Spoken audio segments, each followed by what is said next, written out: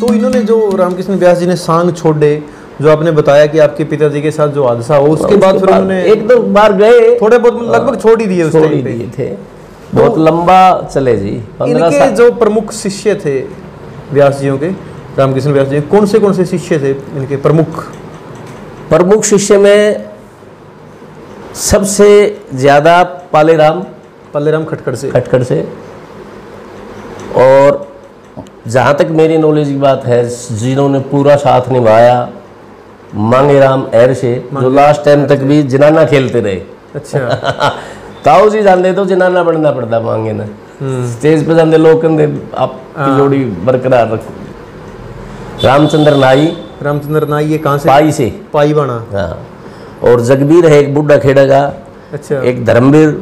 चेले तो जी वैसे तो हजारों हो लिए, यहाँ के नारायण के थे, प्रकाश पंडित था, एक्सपायर हो गया। ईसा भी चेला आया जिसकी मतलब रामकृष्ण व्यास की तरियां तो नहीं कह सकते, उस तरियां थोड़ा बहुत नाम कमाया हो, सांग अलग बेड़ा बहनेगा पूरा। बेड़ा तो किसी ने उनके सामने उन्हीं के तो गाए, अलग से नहीं गाया। एक दरिया रोहिला होया करता था उसी वहाँ चेला। अच्छा। दरिया सिंह, वो भी भजन बना देता, जैसे मैं बना लूँ खड़ी हुई बोली के। तो वो उसने जीवन के बारे में एक भजन था उसका, लेकर जन्म गणे दुख पाई इस दुनिया के मेले में, मर के पेंडा छूटेगा भाई फंसिए जान जमेले में।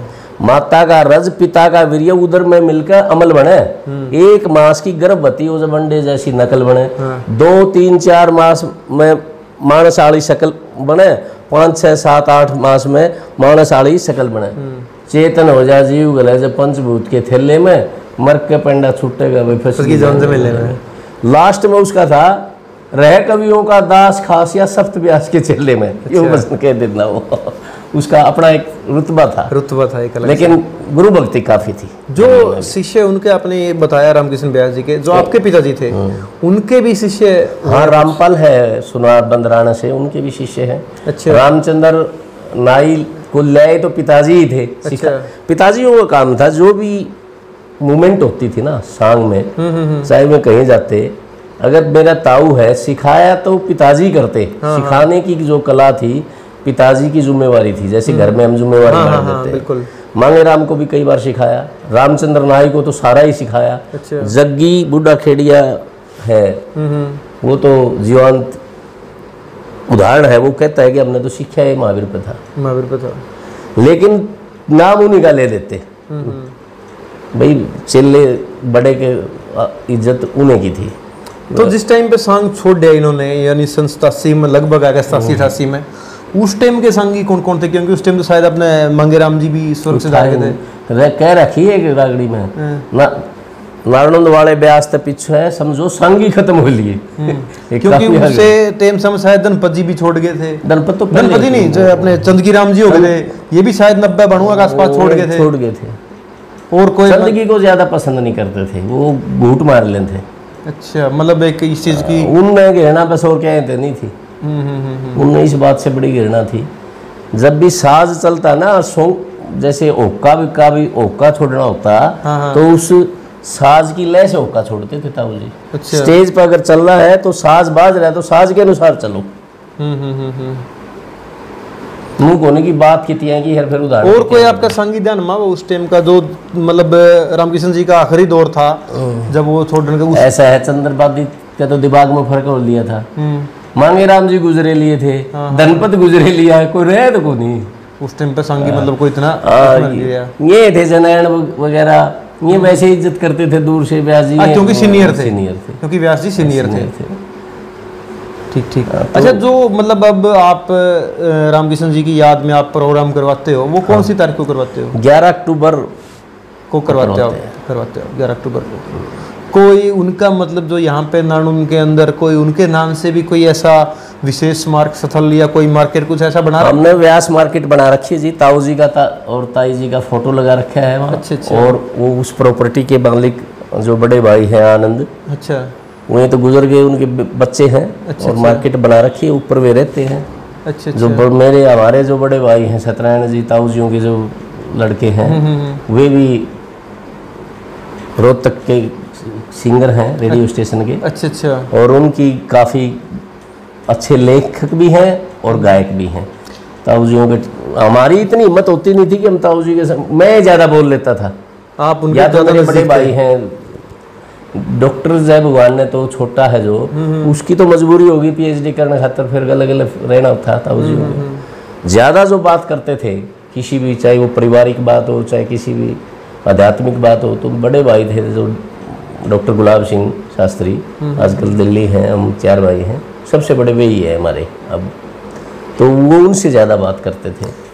नहीं, जो एक बात उस पर आते हैं, जो सांग थे रामकिशन जी के 20 सांग, उनके बीच में जो सांगों की रागनियाँ, यानी एक फुटकर के तौर पे कोई और जो रागनी सिंगर उन्होंने भी गाई है?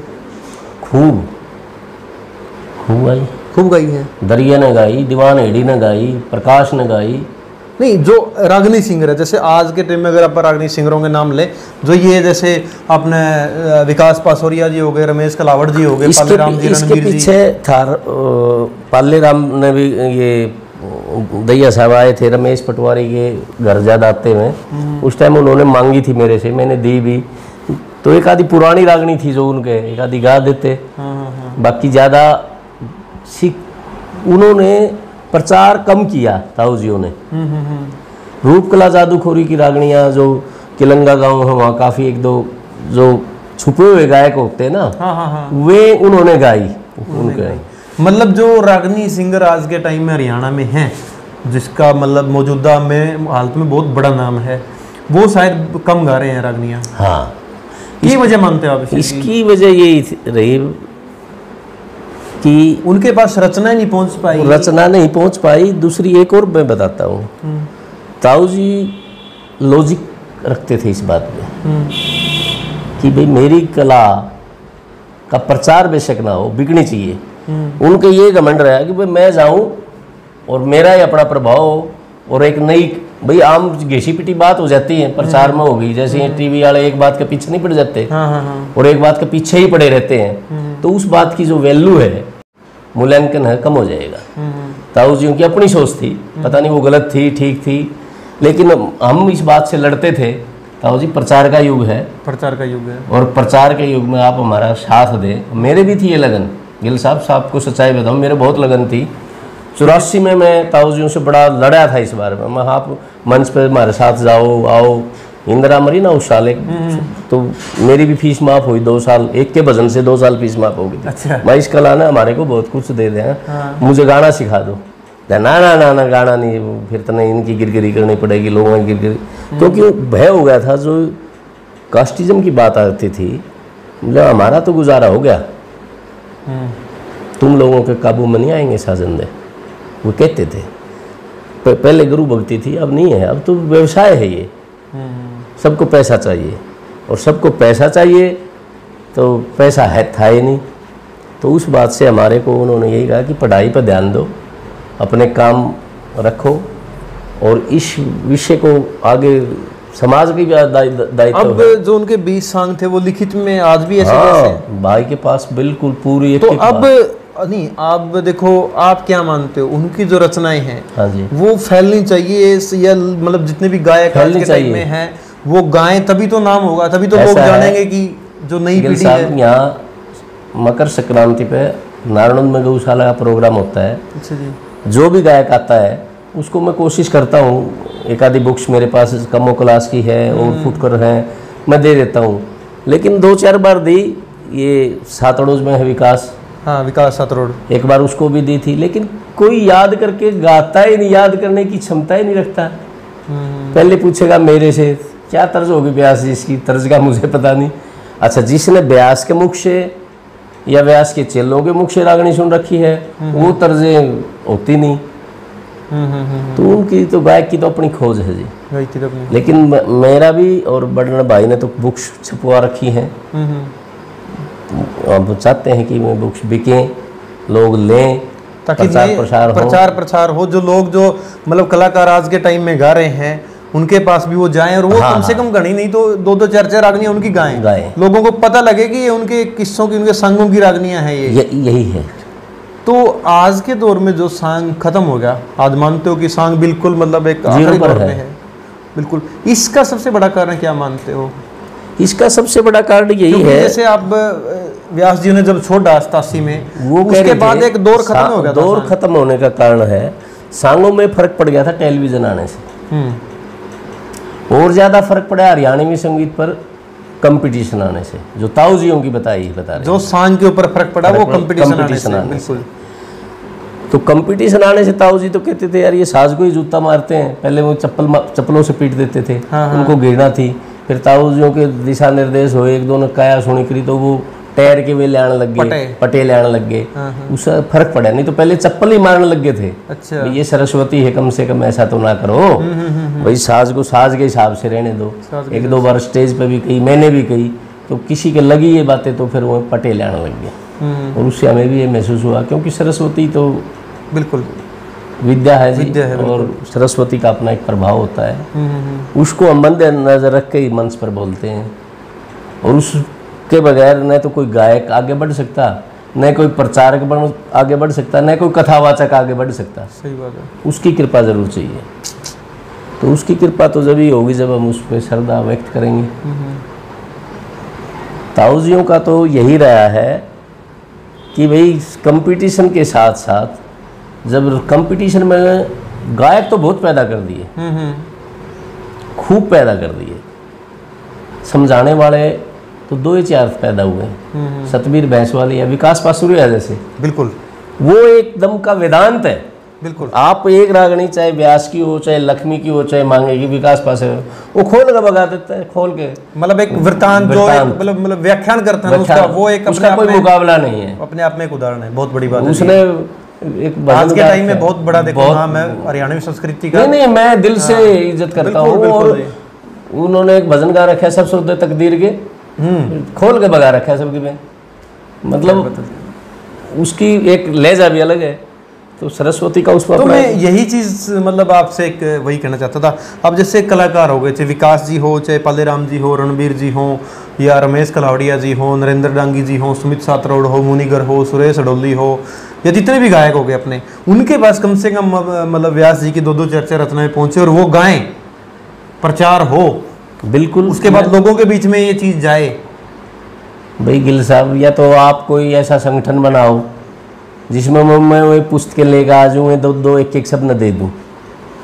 आजकल गायक बुलाना कोई आसान काम नहीं रह रहा। बिल्कुल, गायक बुलाने का मतलब है कि अपने आप में 1 लाख रुपए का खर्च, पब्लिक इकट्ठी हो, पब्लिक का भी स्वागत हो, और वो लाख रुपये देवेंद्र व्यास की भी औकात नहीं है। सही बात है। हम तो केवल उसको प्रचार प्रसार के लिए सामग्री तो दे सकते हैं। सही बात है। ये आगे अगर कलाकार मतलब 2-2 चर्चा रचनाएं गाएं, सपोर्ट करें उस चीज को, तो ही उनका तो मतलब, क्योंकि व्यास जी एक सांग जो क्षेत्र था अपना, उसका बहुत बड़ा नाम रहा है, बहुत बड़ा स्तंभ रहा है। और कलाकारों का भी मैं तो कहता हूँ भाई, एक फर्ज बनता है, जितने भी कलाकार हरियाणवी संस्कृति में आज के टाइम पे सभ्य गा रहे हैं, उनका एक फर्ज बनता है कि कोई भी कवि हो। देखो एक चीज और मैं आपसे वो डिस्कस करना चाहूंगा ये बात खत्म करने के बाद, कि कोई भी कवि हो, उसकी हर कवि की रचना हर कलाकार को गानी चाहिए। कलाकार की कोई जाति नहीं होती, कलाकार का एक अलग ही वर्ग होता है, कलाकार की कोई जाति नहीं होती। जाति में बांट के कम से कम उन जो महान कवि हमारे स्वर्ग में बैठे हैं उनकी आत्मा को ठेस ना पहुंचाओ। आज के टाइम में हो सकता है कुछ ऐसी बातें उत्पन्न हो रही है इस सोशल मीडिया के माध्यम से, वो बड़ी खतरनाक है, वो समाज को बांटने का काम करती है, समाज को जोड़ने का काम नहीं करती। आपने भी देखा होगा, अभी आप भी फेसबुक यूज करते हो, हाल फिलहाल में आपको क्या लगता है कि इस कला के क्षेत्र में भी कुछ भेदभाव हो रहा है? बिल्कुल हो रहा है, पहले भी था। कमाल है, पहले था ऐसे ऐसे। मेरचंद जी को छोटे कवि थोड़ी थे। सही बात है, लेकिन सुनने वाले पंडित ज्यादा हुआ करते, और कुछ भी नहीं यार मेरचंद की है। जबकि मेरचंद ने फौज में रहते हुए ऐसी ऐसी बातें कह दी, यथार्थ दिखाया फौज का जीवन, रह के प्रैक्टिकल करके, और उसको अपने ही लहजे में व्यक्त कर दिया। मेरचंद को कोई छोटा मान रहे हो? नहीं, वो अपने आप में एक स्तंभ है। कवि कितने भी हुए, चाहे पंडित सूर्य कवि पंडित लक्ष्मीचंद जी की बात हो, कवि शिरोमणि मांगेराम जी की बात हो, जाट मेहर सिंह की बात हो, महाशय दयाचंद माइना जी की बात हो, चाहे रामकिशन व्यास जी की बात हो, चाहे हरिकेश पटवारी की बात हो, मुंशीराम जी जंडली की बात हो, वो कोई भी कवि छोटा नहीं था। हर कवि का अपना एक क्षेत्र था, हर कवि की एक अपनी कला थी लिखने की, और वो अपनी कला में भाई कमी किसी ने नहीं छोड़ी। वह कमी छोड़ी तो वह आपने सुनने वाले ने छोड़ रखी है, क्योंकि आप उनकी उस नजर तो नहीं देखते, आप उनकी कास्ट की नजर से देख लेते, कास्ट की नजर से देखना, कास्ट की नजर से भी देख रहे हैं यार, ये उन्होंने बना रखी होगी। एक और पट्टी पट रही है, कविता आप बना लो, गिल साहब ने बना ली कविता, मन ने बेरा है, और मैं विकास पासरी ने दे दूं भाई आप कविता इतने गानी है, पीछे लक्ष्मी की छाप लगा के दे दूं तो बहुत बढ़िया है। और जयवा गिल साहब की है तो कुछ नहीं यार, नहीं चलेगी, ये सच्चाई बात है ये, क्योंकि अपने एक विकास जी के शिष्य हैं राहुल वशिष्ठ जी हैं अपने पूरे गांव से। अच्छा जी। वो एक दोस्त ने रागनी लिख रखी थी, मैंने उनको पूछा, मैंने कहा यार एक न्यू रागनी लिख रखी है, मैंने सुनी बहुत बढ़िया लगी। एक अपने इस गांव से असनगढ़ गांव से संदीप कुमार भाई, उसने लिख रखी थी महाभारत के। वो बोला ये रागनी इसके नाम से नहीं चलेगी, एक बात है कि नहीं चलेगी, अगर इसका पाछे नाम लेते तो मांगेगा लक्ष्मी का, मेहर का, किसी का, मुंशी का, तो यार रागनी ढूंढे पड़ेगी, क्योंकि उनका नाम एक अदर एक जो स्टैंडर्ड उनकी बना रखे है ना, वो उन्हें का स्टैंडर्ड बहुत है जी। कवि बहुत कवि है जी लोगों के, ये आप भी तपस्या कर रहे हो, उन कवियों को आप वास्तव में सच्ची श्रद्धांजलि आप दे रहे हो। ये तो वैसे हमारी ये सच्चाई है, ये सच्चाई है, मुंह की बात नहीं है, मैं मिट्ठू बनने की बात नहीं है। कितने के लोग हैं अपना काम छोड़कर उस संस्कृति के पीछे पड़े हैं, मार पे नहीं पड़ा जाता, हम उनके वंशज हैं। क्यों? क्योंकि भाई सब ने पेट का सवाल है, और राम किशन का पेट की खातिर करना पड़ा उपराड़ा, तो ये पेट है ना, पता नहीं क्या क्या करवा देता है। वो भी जो ताऊ जी कहते थे भाई मेरा शौक को नहीं था, सांगी बनना शौक नहीं था मेरा, मेरी तो मजबूरी थी, क्योंकि पहलवान तो मैं बन नहीं सकूंगा, अड्डा को नहीं दे मैं, तो मेरी तो मजबूरी थी। और उनके एक ललक थी भाई सरस्वती नाम कमाना है, नाम कमाना है, और एक छोटी ही बिरादरी थी जी। उस पूरा हरियाणा में हमारे गिल साहब 10,000 वोट को नहीं, पूरा हरियाणा में को नहीं ब्राह्मण हो, जाति जो व्यास है वो थोड़ा ब्राह्मण, तो हमें ब्राह्मण नहीं समझते भाई ये व्यास है। अच्छा ये व्यास है, और जाति हमने लवला करने दी, तो ताऊ तो फंस के खड़े हो गए, नाम माँ का या नाम मौसी का बीच में खड़ा हो गया। तो ताऊ जी कहते थे भाई साहब, इसीलिए व्यास नहीं लगाते थे पीछे। जब ये रामकिशन व्यास का नाम फैला, नारनौंद का नाम फैला, अपने आप को गर्व महसूस किया, पंजाब, हरियाणा, यूपी और राजस्थान तेल का मचाया है। वहाँ जहाँ 1 रुपया देने के लिए लोग संकोच करते थे, और वहाँ लाखों रुपए इकट्ठे कर आए और शांग में मस्त हो गए, तो लोग इज्जत करने लगे। बिल्कुल बिल्कुल। यहाँ तिगड़ाना गांव के उनके धर्म भाई रहे ताऊजियों के चतुरु सरपंच। अच्छा जी। 4 योजना लगातार सरपंची करे, लास्ट में रिवाल्वर हम उन्हीं को दे के आए थे। अच्छा, जो लाइसेंस कैरो सिंह ने वहाँ से दिया था, तो उनको दे के आए थे। शत्रु का पोता हो जाता तो व्यास ने बुला लेंदा है, चाहे महावीर ने बुलाओ, चाहे रामकिशन ने सांग जरूर करवाना, आपसरी में भाई 2 सांग हो जाते। पहले एक संस्कृति को बढ़ावे का एक तरीका भी था, परस्पर बुला लिया चतुरु ने सरपंच, ठाकरा की परस गांव में विवाद हो गया ना भाई, हम तो लक्ष्मी के चेले ने बुलावा, मांगे के न बुलावा, तो सारे व्यास ने क्यों बुलावा। 3 दिन व्यास जी राम के मर गए, 1 रुपया नहीं आया। अच्छा, लास्ट में क्या हुआ, व्यास जी बोले भाई पीछे नहीं आवा तो सांग का क्या फायदा, सांग का क्या फायदा। उठ के सांग ने चतुरु ने लेके बोला चल रूस रहा उस दौरा चला। चतुरु ने बोला भाई यो फौजी है सूबेदार, बिरानी दलीप नाम बता क्या जो भी था मेरे यहाँ, बोला यो रिटायर हो गया, पीछे है यो चंदा दे देते, सारा थोड़ा चंदा दे, सारा थोड़ा चंदा दे। व्यास जी उसके घर आ गए, उन्होंने ये नहीं कहा कि पैसे दे, उन्होंने कहा भाई साहब सूबेदार साहब आप सांग में आ जाओ। वो सांग में आ गया, उस खातर मुड्डे माडे अच्छी सेवा कर दी। करने के बाद व्यास जी बोले भाई आज तो मेरी सरस्वती माँ इज्जत रखेगी भाई, लोगों ने ताड़ी बजा दी, भाई सूबेदार आ रहा है। सूबेदार ने क्या कराया, वो आप सूबेदार बेटो ब्यास नाराज भैया, मैं तो मांगे और सांगी का होना चाहिए, और सांगी का होना चाहिए। उसने क्या कराया, ऐसे ही कापी आड़ा था 51 रुपये लिखवा दिए पुरुष के नागे और 5 रुपये सांगी के लिखवा दिए।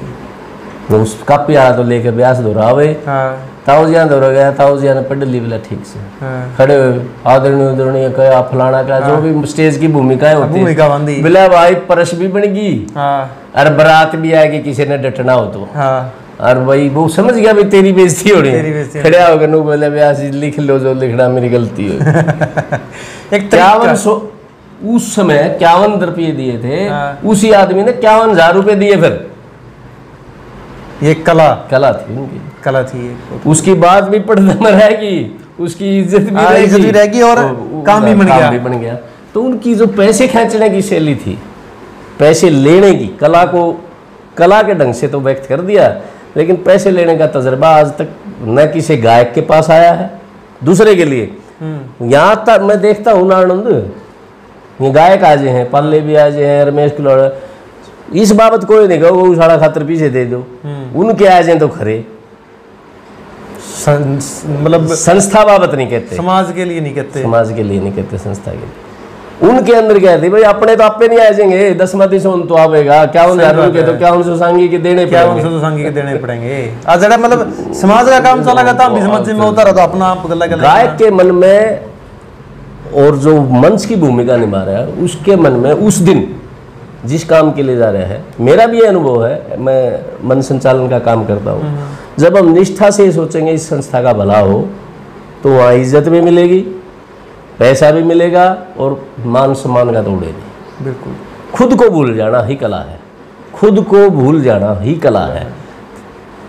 अब बात आती है जी, बात चली थी अपनी कास्टिज्म वाली, आज के दौर में जो अभी का दौर है, देखो सांग तो बिल्कुल विलुप्त हो गए, खत्म हो, कुछ चंद सांगी बच रहे हैं जो संघर्ष कर रहे हैं, चंद्रमवीर सांगी जी की बात हो, यात्री साहब की बात हो, या मोड़ी वाले रामसरण की बात हो, मतलब चंद सांगी जो पुराने बच रहे हैं, नई प्योद जो तैयार हुई है वो बहुत कम है, बहुत कम। बात है कि कलाकारों की, रागनी जो कलाकार हैं, जो कंपटीशन का दौर है, रंगकाट का दौर है, इसमें आज भी मतलब जो एक बात है कि कास्टिज्म की, जो आज भी आजकल बड़ा गरम मुद्दा है, तो इसमें कुकर उल्टा है, कुकर समझे लोग इस चीज़ ने, पता मैं कलाकारों की तो जाति ना बांटो कम से कम। भाई साहब बुरा ना मानो, हरियाणा में तो जाओ को नहीं, कलाकार ही जाति फैला दे, कई बार तो कलाकार ही फैला दे हैं। मानसिकता जब तक मंच पर बोलने वाले की ठीक नहीं होगी ना, ये ताऊ जी की जाती रे व्यास, क्या जाती है बताओ, उसने अपना नाम भी कमा लिया और एक भी करके दिखा दिया, लोग अपना आप ब्यास लिखने लग गए, कई तो झूठे ब्यास लिखने लग गए। सही बात है, एक चढ़ जाए तो गल्ला उसका कई हो जाए तैयार है। जब मेरे ताऊ ने गलत काम कर रखे होंगे, मैं ब्यास क्या नहीं लिखूँ, मैं लिखूँ देवेंद्र ब्यास शर्मा लिखूँ ना गए। सही बात है। तो ये तो उनका अपनी सोच है कि मैं मंच पे कैसे प्रभावित करूँ। एक बात से मिट सकती है, अध्यात्म में जब हम जाते हैं, कला के साथ साथ अध्यात्म से जुड़ना नहीं, मैं उसी बात पे आ रहा हूँ। मैं अब एक चीज़ कहना चाहता हूँ, देखो पंडित लक्ष्मीचंद जी हैं, मांगेराम जी हैं, व्यास जी हैं, ये सिर्फ पंडितों के तो कवि नहीं थे, पंडितों के तो सांगी नहीं थे, पूरे समाज के सांगी थे। सिर्फ ये जो कवि है, चाहे वो मतलब जो पंडित से बिलोंग करते हैं कास्ट से, इनके ऊपर केवल पंडितों का तो हक नहीं है, नहीं है। मानते हो? पूरे समाज का हक है, जिसमें जाट ब्राह्मण नाई तेली खाती दो भी जितनी भी अपना समाज है पूरा सबका हक है। जाट मेहर सिंह जी थे, या अपने चौधरी मुंशीराम जी जांडली थे, ये सिर्फ जाटों के कवि नहीं है। ना दयाचंद जी हैं, वो जिस समाज से आते हैं केवल उनके कवि नहीं है, वो दयाचंद जी को जाट भी सुनते हैं, पंडित जी भी सुनते हैं, नहीं हर कास्ट सुनती है। फिर ये बांड क्यों दिए, ये न्यू क्यों कहने लगे लोग, लक्ष्मीचंद ब्राह्मण हो गया, मेहर सिंह जाट हो गया, मेहर सिंह ने जाट सुना क्यों थी, या कम पेशी क्यों ऐसा है? कवियों ने तो अपने आप को बांटा नहीं, कबीर ने कदे नो नहीं कहा मैं जुलाया का हूँ। कवि तो भगवान स्वरूप होते हैं, भगवान की, महात्मा की, कवि की, संत की कोई जाति नहीं। बिल्कुल, ताऊ जी तो ऐसे कहते थे भाई इनकी कोई जाति नहीं, इनकी कभी कोई जाति क्योंकि जो कवि हुए हैं, चाहे जो भी व्यास जी होना या पंडित लक्ष्मीचंद जी, वो तो चले गए स्वर्ग में, देखो अपन नरक में, वो स्वर्ग में। उन्होंने अपनी जाति के आधार पे कभी नहीं बांटा। बांट तो जो आज के दौर पे आपा बैठे आपा ही बांट रहे हैं उनको। अपनी मानसिकताएं है ना, हमें कमजोर हो चुकी है, और उन मानसिकताओं को जो बल मिलेगा जब आप जैसे योद्धा पैदा होंगे, 5-4 और जो हरियाणा में आप बढ़ गए, मानसिकता सही, सबकी सही हो जाएगी। सारे ने सोचेंगे यार गिल साहब बड़े जी भी यहाँ इतनी दूर आते हैं और इतनी दूर जाके लोगों से मिलते और ये प्रचार प्रसार करते हैं, क्या है भाई। तो ये एक मोटो बन गया आपका। कृष्ण भगवान ने भी तो ऐसे ही किया था, कभी किसी के पास कभी किसी के पास जाके लोगों को उपदेश दे दिया, और युद्ध के स्थान पे भी उपदेश अर्जुन को देना था, गीता बन गई। गीता बन गई। तो आप तो इस हरियाणा के कृष्ण बन के आगे। ना, और इस हरियाणा में जब आदमी को ये होता है ना, देखो लगन होती है, हम भी रहे हैं, हमारे जो छोटा भाई है उसका लगन रही हरियाणा में लोक साहित्य पे बढ़ाने की, किताबें लिखने, PhD की, शुरू से लगन है उसके, और हर एक बात को तोल के बोलता है। हम तो उनके विषय में बता दूं, जो भाई साहब के छोटे भाई हैं, उन्होंने रामकृष्ण व्यास जी के ऊपर 11 कलियों की एक रागनी लिख रखी है, और वो रागनी भी आप एक बोलचाल की भाषा में रिकॉर्ड करके वीडियो अपने चैनल पे लेकर आवांगे, जिसमें शुरू में जन्म होया ओढ़ लेकर आखिरी तक कद जन्म होया के हर चीज वह जो भाई साहब की कविताई है, वह एक वीडियो का माध्यम तो आपका सामने जरूर लेकर आवांगे। ये है राम किशन की सुनो जीवनी गा के आज सुनाऊं मैं, नारनौंद वाले खास ब्यास की सुनो हकीकत गाऊं मैं। देवेंद्र जी एक बात सुनो, यार रागनी इब्बे डिस्क्लोज ना करो, इब्बे खोल लो ना, यार रागनी एक अलग वीडियो में रिकॉर्ड करके जो कर आप सुनाओ ना न्यू बोलचाल की भाषा में, एक अलग ही यार रागनी, क्योंकि ये 11 कलियों की रागनी है, और जिसमें बिल्कुल सार है रामकिशन जी के जीवन का। ये बिल्कुल बता रखा है कि कौन सा साल में उनका जन्म हो, या पढ़ाई हो, बाई हो, या बेटे हो, ब्याह हो, या हर लड़ाई हुई, में भी लड़ाई हुई, वह भी बता रखी है, हर चीज लिख रखी है। वो लिख रखी है जो भाई साहब के देवेंद्र जी के छोटे भाई हैं, डॉक्टर जय भगवान जी है, जिन्होंने PhD की है के ऊपर, उनके द्वारा लिखी हुई है। और एक अंत में देखो, बड़ा लंबा टाइम भाई साहब से लिया अपन ने, अंत में एक चीज मैं कहूँगा, जितने भी भाई आज सोशल मीडिया पे, फेसबुक पे या यूट्यूब पे जो भी पोस्ट कर रहे हैं एक जातिवाद का आधार पे, चाहे वो देखो समर्थक हो, चाहे वो चाहने वाले पंडित लक्ष्मीचंद जी के हो या मांगेराम जी के हो, जाट मेर सिंह के हो या दयाचंद जी के हो या मुंशीराम जी के हो, किसी भी कवि के वो प्रशंसक हो, कवि सारे सम्माननीय हैं, कवियाँ की कोई जाति नहीं होती, उन कवियाँ ने जाति का आधार पर ना बांटो। इस चीज़ में अपना नुकसान है, अपना समाज का नुकसान है। चंद मेरा जिसे घटिया लोग के मेरा 2 पोस्ट फेसबुक पे गेट दे लिख के भाई मैं जाट हूँ, मैं यूँ काम करूँगा, मैं लक्ष्मीचंद नहीं सुनूंगा, गलत बात। उन 2 आदमियों के ऊपर पूरा समाज ने ब्लेम, अगर कोई जाट गलत पोस्ट कर दे तो पूरा जाट समाज उस चीज़ का जिम्मेवार नहीं है, ना उस चीज़ की जिम्मेवारी पूरा समाज पर थोपनी चाहिए। अगर कोई पंडित जी गलत पोस्ट कर दे तो उस चीज़ की जिम्मेवारी, उस चीज़ के खोटल कोई पंडित समाज पूरा नहीं है। तो निवेदन यह है कि देखो, किसी एक आदमी, कोई गंदा आदमी अगर इस टाइप की पोस्ट करा है तो उसके ऊपर ना जाकर जितने भी अपने कवि हुए हैं उनका एक आदर सत्कार जितना आप कर सका, जो उनकी रचना ने सुन सका, आगे बढ़ा इसका अपने यूँ काम एक करना चाहिए। अंत में भाई साहब कोई आप संदेश, जितने भी मतलब देखो, आप एक उस परिवार से आते हो जिसका हरियाणा में अगर कहीं संस्कृति का नाम आएगा तो एक स्तंभ रामकृष्ण व्यास जी का और महावीर व्यास जी का बीच में खड़ा होगा। ये स्तंभ आप लोगों ने इनको चाहा इसलिए बने हैं, और हरियाणा में, और इनने अपनी कला को हरियाणा के लोगों का मार्गदर्शन भी किया। अब हरियाणा की संस्कृति, जो चीज आज की संस्कृति का टाइम में, जो भी आज का परिवेश, आप उसके भी मतलब कोई बारे में चंद शब्द आप अंत में अगर लोगों को कुछ कहना चाहते हो, कुछ संदेश देना चाहते हो? मैं तो यही कहूँगा, रमेश केलावड़िया, विकास पासुरिया जैसे गायक बनो, सतबीर भैंसवाड़े जैसे, इन जैसे, पालेराम जैसे, कि अच्छा गाओ, अच्छा बोलो, और कभी भी सभ्य गाओ, और अनगरल बातें पोस्ट मत करो। सही बात है। मैं तो समाज से भी यही कहता हूँ कि अनगरल बातें पोस्ट करने से अपनी बुद्धि भी खराब होती है। महात्मा गांधी ने भी यही कहा है कि गलत साहित्य पढ़ने से बुद्धि खराब होती है, और बुद्धि खराब होने से फिर कुछ बचता ही नहीं, कुछ बचता ही नहीं। तो सभी लोगों से मेरा नरम निवेदन है कि अनगरल बातें पोस्ट ना करें और अनगरल साहित्य ना पढ़े, सभ्य पढ़े, सभ्य बने, सभ्य रहें। और जो आज टाइम दिया भाई साहब ने इस चीज़ के लिए आपका बहुत बहुत धन्यवाद। वाह जी वाह गिल साहब, बहुत बहुत आपका भी धन्यवाद।